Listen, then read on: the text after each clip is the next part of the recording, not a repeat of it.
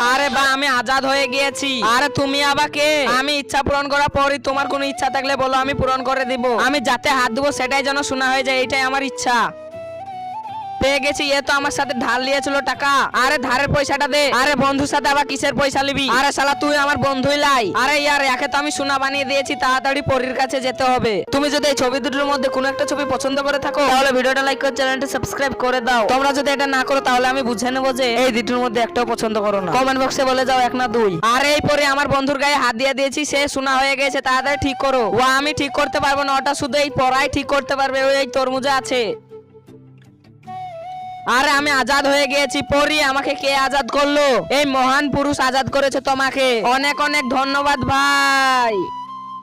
আরে পরা আমাকে ছুঁয়ে দিয়েছে, এবার আমার বন্ধুকে কে ঠিক করবে? যে সোনা থেকে মানুষ বানায় সেই তো সোনা হয়ে গিয়েছে।